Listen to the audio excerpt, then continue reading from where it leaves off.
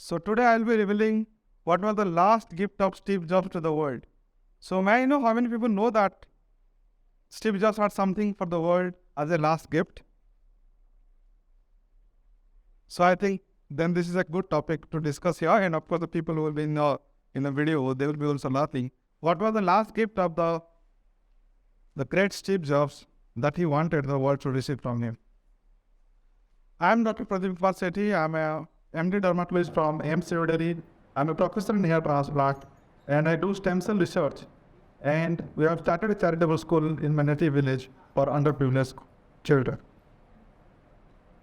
So recently I did a study on some of my friends, renowned personalities of the society from different walks of life, and I put the study in a spectrum from opulence, that is material accomplishments, to happiness, the other spectrum of other end of the spectrum. What I found when I dive deep into them, I found that the common traits amongst people who had material accomplishments was primarily, in a way, they were restless and they were unsatisfied, and to some extent they were unfulfilled also. That was deep inside them. And the other side, where the people were extremely happy and without much material stuff. And the traits that were very common in them was they lacked initiativeness, they lacked ambitions, and in a way I categorize them as maybe that was the leisure side of life. And the mid part, which was the desirable part, we all want to be, including my humble self. That is, you have opulence as well as you have the happiness of the soul, and that's the balanced way of living. That would probably set the modern one civilization, and that's what we all want. That's what is the plan of God when He created the universe. So let us take a small journey and to know how we can reach over there, having both the things together as a balance. So I quote here my Guru Paramahansa Yogananda, who says, "Do small things in extraordinary ways, be the best in your line." When he says, at the same breath, he has also said that do one thing at a time, don't dilute your focus at multiple things. We extrapolated that into our own practice. That is the hair restoration practice that we do. In 2010, we decided not to do other cosmetic practices. Being a dermatologist, me and my wife both from the AIMS New Delhi, we had many skills. We had dermatology, lasers, other practices, and we stopped doing rest of the things and focused only on one thing, that was hair restoration, and put more than 130,000 hours on that single subject. And that led to what? That led to lot of, in the introduction she said, that led to kind of accomplishments, accolades, endorsements, and we have treated more than 15,000 of our patients they come to us from all over the world.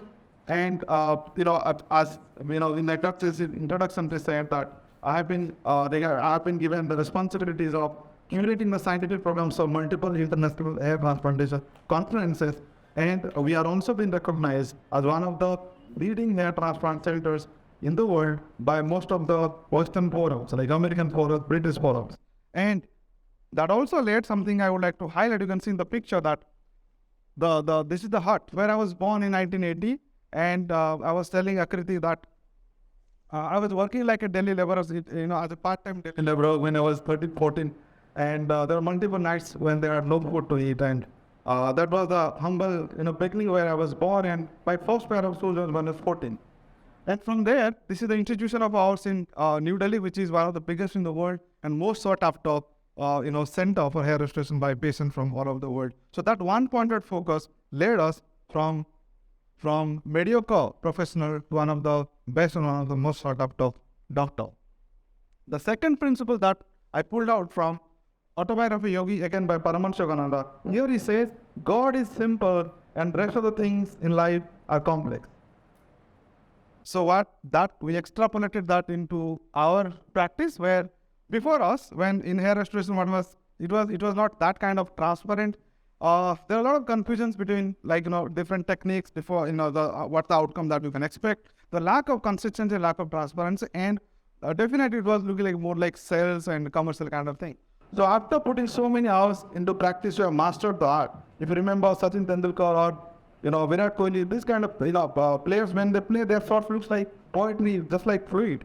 And, it looks so simple. How that has become so simple because the amount of the practice hours they have put into that, and that led to that, hand-eye coordination, other things, including musicians also, that seems so poetry, and that becomes so simple to us, and we accept that. We did the same thing in our case, and one thing which helped us, again, the teachings of Paramahansa Yogananda, he says that treat every individual as your own family member. So I did that. Every patient who comes to us, it was very simple. When you treat him as your own family member, you'll be more alert, more enthusiastic, more skilled, and there will be no commercial thing in your mind because he's your own family member. You'll be treating him, the best that you could do. So that helped us to make our things very, very simple to our patients, and of course that led us to the commercial success. The third thing is, this is very dear to me, business is not always bad, but when you spiritualize your ambitions with the ideal of service, then you have made your business very, very spiritual. So of course you should be extremely passionate, and your passion should get translated into compassion to help others. And we developed with one pointed focus, and the rest was the next thing was, as I said, the simple communication. We created the DH technology, very kind of revolutionary in terms of results and efficiency. Grew from 99% in our lives, and we implanted more than 52 million of grafts on scalps of patients from over more than 14,000 patients over in our clinic, and of course given that technique to others. We did not hail that technology to us, and we distributed to others, and now most of the doctors all over the world, they endorse that and use that on their patients. Here, one more point that I would like to highlight from the teachings of Paramahansa Yogananda. He says, when you have got your own material needs fulfilled, and your people who are associated with their material needs are also fulfilled, then you should work hard, then you should make more money, you should go for material ambitions, and create institutions for others to help them to, they should be helping themselves by those institutions. So that generosity should exude from you, and it should be of use to our fellow human beings. So that led us to establish a charitable organization, charitable school in my village, which has got international standards of teachings. And this is charitable, and the underprivileged kids, they study over there. Currently we have around 250 kids, and by next year end it will be having more than 2,500 kids, and it will have standards of Stanford and Nalanda together. That is extension of our business. So let us summarize the three things that I said. I said about focus, I said about simple communication, and the last part was passion getting translated into compassion and helping the fellow human beings. So these three things are the pillars in Steve Jobs' life. And when I read about Steve Jobs' last gift, and I'll be going to reveal what the last gift was, and I found this commonality between Steve and me, and of course a lot of people who were on the same page as Steve after getting that last gift. So these were the three things. Of the many more things that Steve received from that gift I'm going to talk about. What was that book? That gift was this book, Brown Box. Steve encountered this. Steve has planned a brown box to be given to all the people who would come to his memorial services. When he was dying, he consciously made that arrangement. And what was there in that brown box which was given to everybody? The brown box contained this great book called Autobiography Yogi by Paramahansa Yogananda. Steve encountered this book when he was 17, and he reportedly read this book every year till the last day of his life. He read 40 times. Crazy number, but this is true. He read 40 times, and when he was very he was coming to his end, and he consciously made this 500 boxes and wrote on the top that this is my last gift to the world. Please read this book. And this was when people are opened the book, brown box, they were expecting some material thing, but it was not material. It was deep spiritual thing that he found. It was very inspiring to him. And as I said, he read 40 times. And he has mentioned multiple times in the biography that he got intuition, he got greed, he got resilience, he got tenacity out of this book. And he was renewing all this effort getting renewed in him every year when he used to read that book. I got this book when I was 19. And I realized very soon that, the purpose of life to find God, and God should be there in heaven and caves and, in the bank of Ganges. And I was continuing to study, and of course I got into AIMS, and then we started our practice. And while this, the professional thing was growing, somewhere there inside something in me that was very unhappy because I haven't found God yet. And slowly, over years, I realized that from his teachings from the teachings of Paramahansa that God is love. Then again, many years I contemplated that, yes, I feel love for my, my fellow human beings and people who I interact, my patients, but I don't feel like that kind of tremendous love for everybody that, whom I encounter and whom I don't know. So then, my love is half. So again, in his teachings, I found that if you practice honesty in thought, words, and action, then truly you are in love.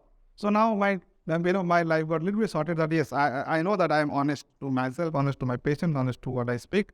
So it again, just to zero down it, God is love, and love is honesty in thought, words, and action. So this is the book that has inspired so many people, like Virat Kohli, Rajinikanth, Narendra Modi, a lot of Western people, Eastern and Western population, like thousands of millions have read this book and they got inspired, including my humble self. And I never knew that this was his last gift. This is the only gift that I know that I would like to give to, everybody that I know, my patients and my friends, whomsoever. So now coming to the last, slide, which is again the repeat of the first slide, that can there be a coexistence of opulence and happiness? Can there be something, material accomplishments, like dazzling things that the world has not seen the way Steve did, at the same time be extremely happy at the same time, which usually, in the first slide we saw that it was not possible, but if you practice Eastern spiritual values along with Western efficiency, to try to be there. That was the foundation of Indus Valley civilization when it started 1,000 years back. That, we should have spiritual values, and where spiritual values extends into, helping your fellow human beings, and your happiness, in a large way, depends on happiness of, happiness of your fellow human being, along with efficiency. Too much of material accomplishment without spiritual values will make you restless, and only talking and not doing anything will make you lazy. So have a balance of both the things together. And that is the model world civilization that Paramahansa spoke, Steve Jobs endorsed, and all the great people who endorsed this book, they also endorsed the same thing. Thank you so much. And you all, in this audience, and of course people who will be listening to this video in the YouTube, I would encourage all of you to read this book, and if you want, then you can contact us to whatever video that you could, and I'll be more than happy to give you this gift of my life to all of you individually. Thank you.